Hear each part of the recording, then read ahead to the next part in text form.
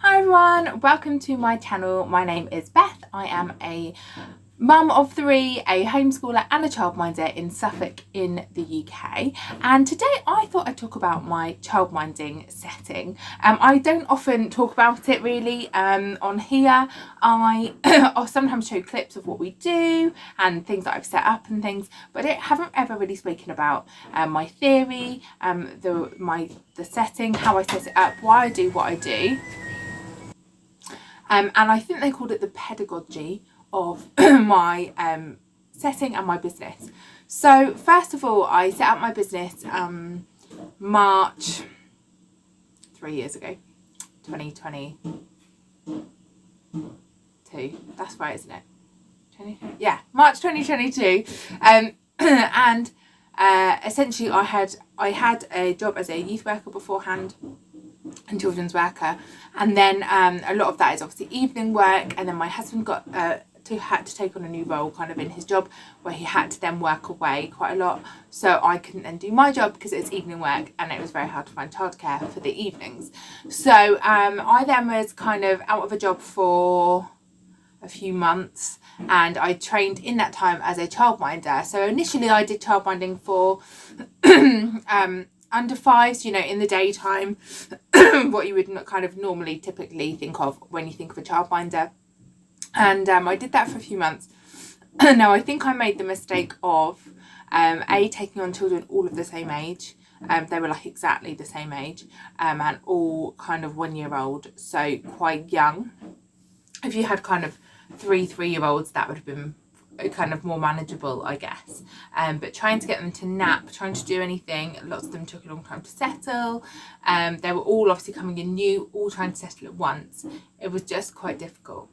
Then things got worse, kind of in that towards the end of that year, school year, for my son, and so that's when I decided to take him out of school. So for a while, from kind of September to December, we were doing both homeschooling and childminding at the same time, which was really hard. So I was just childminding 3 days a week, but what I did is I had a stairgate over my lounge, and I bought these little pop-up desks that I could then fold down at night, put them up for the kids, for my two, in the day. They sat in there doing all their work, and then I was in the rest of the house childminding. It was really difficult because they were too young to be left alone, like my children. They had to come to me sometimes to toddler groups and other things like that, and they also had to, if they had any questions, they were trying to like lean over the gate to ask me, and if I was working, it was hard for me to kind of do both. So after a while, I just knew that like this wasn't going to work, and so I stopped doing that in the December, and I started doing after school childcare, because I thought, like, I still want to earn money, I still need a job, but how can I do that and do homeschooling? And I knew that so the school after school care goes till 5 o'clock, but did they do before school stuff? Oh, they did, but I think it started a bit later. So I started doing before and after school childminding, and then holiday childminding too. And that has basically completely taken off and been amazing. And I feel like there aren't a lot of jobs that you can do from home, whilst also homeschooling your children, unless they're doing, a lot online. So this allows me to kind of be present with my children in the day, and then after 3 o'clock I'm working for 3 hours a day essentially, and they also get to take part in the activities, see their friends, play with other children. So I actually think this is one of the best jobs that you can have as a homeschooler or home educator. It is sometimes difficult, particularly in the holidays. It means that we don't really get a rest. So the holidays are much busier for me than term time, because I work still only 3 days a week, but it will be like full days. I have now reduced that down for most children to 9 till 3. Occasionally I'll take children till 6 o'clock, but I was doing like 7:30 till 6, and that was just a lot, and a lot for my children, particularly my youngest, to kind of have other children in our house all that time. So since reducing it down, that has been a lot better and a lot more manageable. And it's actually really not a bad job. I'm earning probably about the same as I was at my previous jobs, which I would work kind of 20 hours a week. And this one, so I do 3 hours, 3 days a week as a typical week in term time. Obviously in holidays it's different. So it's 9 hours work. It does take me about an hour, 45 minutes to set up, and about an hour to clear away at the end too. So it's essentially 15 hours, but I'm getting paid for 9.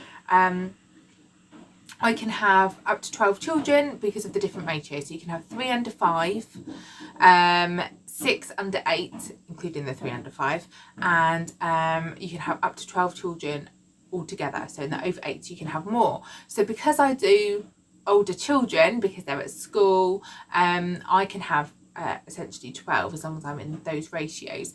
Obviously 3 of those are mine. So my eldest now, she's almost 13, and Ofsted actually don't have a strict rule on when kind of that age stops, because I'm like, what age does she not count on my ratios anymore? Because often now, particularly if some older children aren't there, she'll just like do her own thing, or she might go out with her friends or whatever. So there isn't a proper age limit. I think the thing is with all these ratios, it's if you can justify to them and show that you can still care for everyone adequately. And so I think potentially I could probably have another child now too, if needed. I charge £4.80 an hour, so that it works out at a pretty good wage really. My aim is to make £700 a month. And over the year I definitely make that, definitely averages out. Some months are less, so like in December I've just had 2 weeks off for Christmas holidays, so that was a lower month, but then because other months have been higher, that kind of, it all evens out, and I have a little bit more at the end. And then I get to buy nice things, like we've bought these Super Space magnets, which I've done a video on. We've also done what else have I bought? I get to buy like nice big things. We've bought 2 lots of the magnets, the giant magnets. We've bought Xbox controllers, which are like £50 a controller, so we've kind of managed to save up for them. And now I'm waiting to get, I've got a Little Nation play rug, which I put on a little while ago, and now I'm saving up to get a Little Nation like sofa. It's what do you call it, like all the little bits kind of come apart. There is a name for that. Essentially you've got like a cushion, like a seat cushion, an armrest, back, but they can all go together and make a sofa, or you can have them all separately. There is a word for that and I can't remember it. Anyway, so if you are a homeschooling parent and you're looking for a little job, something to earn some money, I think childminding works really well, and like parents always need childcare. I don't know what will happen from my point of view, as the government have to by 2026 have put in a policy that all schools have to provide a space for every child from 8 a.m. till 6 p.m. So whether then parents will really want me, I don't know, but some people want me because A, it's a home from home experience, and B, I take children to like after school clubs, so some of mine do like dancing or drama clubs after school, and so I will also take them to them, which obviously if they were at a school after school club, that wouldn't be happening. So here are some of the reasons behind my setting, why I set it up and do it like I do. I have worked with children for like pretty much the whole of my adult career, and there are some things that I love, some things that are frustrating. Children are always frustrating sometimes, aren't they? But what I really love and have developed a love of over the years is creating an environment for children where they can just explore. So my business is called Little Explorers for that very reason. I feel like in life for children there is a lot of restrictions, there's a lot of control, and things that where they are not allowed to do what they want to do, and I like to kind of strip that back, take away the boundaries, and help them to explore things. Now this is very similar to like a forest school setup, I guess. I'm very child-led, and it's all about them exploring. Now I think there are loads of amazing things about doing a forest school. Benefits about being at home are A, it's warm and dry. that's the main one for me. But also we can do other things maybe that are a bit messier, I guess. So we do like lots of like baking in the kitchen, because we have all the ingredients we can wash up, we have all the things like that. We can do messy things, like they like to make slime, but like experiment with it. And that's fine, because I've got lots of different things on hand in my house. Again, we can clean that up easily, whereas I guess at a forest school, you'll be thinking, like, where are we going to put all of this stuff? So I like to, first of all, I've got a whole thing written down for you guys, how I want them to feel. And this is probably the main thing. I want children to come into my setting and feel safe and feel valued. I have seen my children go to different groups, and you'll see them, like, if they're new in particular, and like no one seems to welcome them. Lots of people, I feel like, aren't very good at that, and I want to be really good at welcoming people in. The forest school that my kids go to, it's amazing for that. I'm just raving about forest school, aren't I? But I want to welcome children in. I want them to feel safe. I want them to feel valued. I want them to feel like special. And what was the other thing? I also want them to feel motivated. So I want them to come in, to look around and to spot loads of things that they can do. So I like to lay out things, activities for them all around. So my playroom is set up so that on the shelves there are lots of different activities that they can do, almost like in a Montessori type way, where they can take it off the shelf, bring it to the carpet or the table and do it. I don't want them to walk in and be like, I've got no idea what I can do here. I've been to other places, to other childminding settings, to whatever, and I've looked around and I was like, right, but what do they actually do? Because I can't see anything for them to do.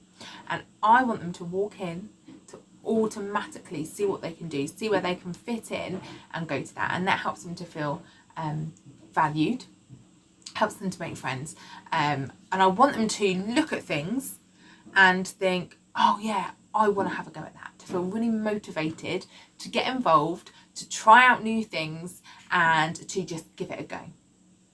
Secondly, what do I want them to experience? So I want them to experience kind of opening up of their creativity, their imagination, to really kind of lead the way themselves. Now I feel like in other settings, in other places where they may go, even at their home sometimes, they are not, children in general are not being allowed to open up their creativity and their imagination, because they're either controlled by people saying don't make a mess, or people saying, oh, it's just too much to do. You know, I want them to come in and to see a piece of paper with a load of art things around it, crafty things around it, and just think, yeah, I can go for this. I want to really help them to open up. So I do feel like, particularly in schools, completely understandable, because they've got lots of children in a confined space, lots of things to do in a short space of time.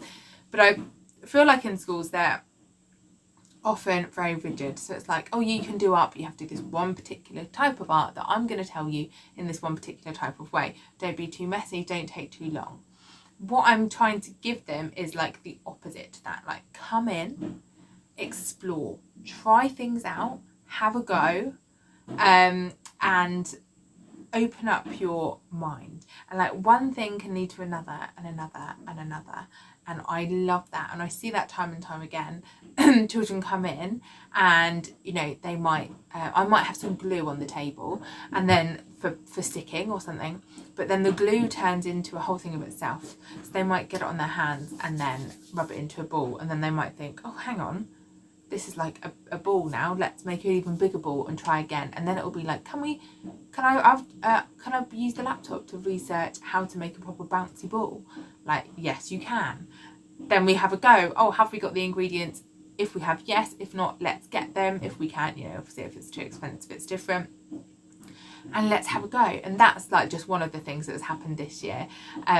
One of the older children that I have, she absolutely loves sensory stuff that we've discovered this year, and so I try to every day think of some kind of sensory thing for her to do. So she loves like baking, she loves slime, she loves anything where she can get her hands in and get messy, like kinetic sand, all of that kind of thing. And I love the idea that they're opening up their imagination. What I also want to give them is like that prolonged period of time to use their creativity. So what I do a lot of here is role play. The magnets, the giant magnets, are brilliant for that. They get used almost every day, and they'll build houses or university halls or a doctor's surgery, and then I make sure that I have things in. So I look at what they're playing with, and so a doctor's surgery, I have found this man that I cleaned for had this old telephone, and I was like, can I have your old telephone that he wasn't using? So I've got that, and they love using that. They wanted clipboards, so I found some clipboards and little notebooks, and we've got like a little bag with stethoscopes, and I'll get like bandages and stuff like that, and they absolutely love it. And they know that they can come and ask for things, they can ask for more things, they can make up. So what they often do is get like the little syringes, like Calpol syringes, and they'll put water in it, and then they'll give each other medicine. And they often say to me, can you go on to Twinkle and print off some forms? So you have they've little pharmacy forms on there, or medicine bottle forms, or things like that. And they know now that they can come and just ask me, and that I will try my best to provide for them, and to open this extended play. And that play can last over the whole week. They'll go, and then I'll set it up for the next day, and then it will just go on, and they love that. And I love that. Equally, I think a lot in life children don't have that extended time just to play together, and that imagination and that role play, that creative play, is something that we're really losing in our society. And I think that is really like a major trigger to the poor mental health that we are experiencing in our kind of teenagers, because they don't know how to be creative. And I see this in other children who kind of aren't given that creativity, they aren't given that space. A lot of them are just put on screens or whatever, and they're different children. They're so different. They are maybe very worldly aware. They could probably look after themselves on the street, but do they have that creativity, that imagination? They're told to grow up too soon, and that's not what I want for children. I don't think that's the best for them, and so I'm trying to create an alternative here, and an alternative that they might not have in other areas of their lives. And thirdly, how I want them to grow. So the kind of ideas behind this, there are loads of theories. Do I know them all? No. Do I get a lot of this from TikTok? Yes, I do. And from talking to other people, I'm like, it works, it's really good. And I feel like in the homeschooling world, you're just kind of like immersed into this kind of life. So I couldn't tell you all the different names of all the different theory people who have written these things, but there are theories out there if you're really interested in that. But how I want them to grow is I really want them to build resilience, and you do that by trying things, them going wrong, and then you trying again. Resilience is really good for all those knockbacks that you're going to have in life, and by experiencing that through kind of situations that aren't incredibly serious, or kind of that with other people, but instead you're experiencing the knockbacks through things that you're trying, and then failing at, and then trying again.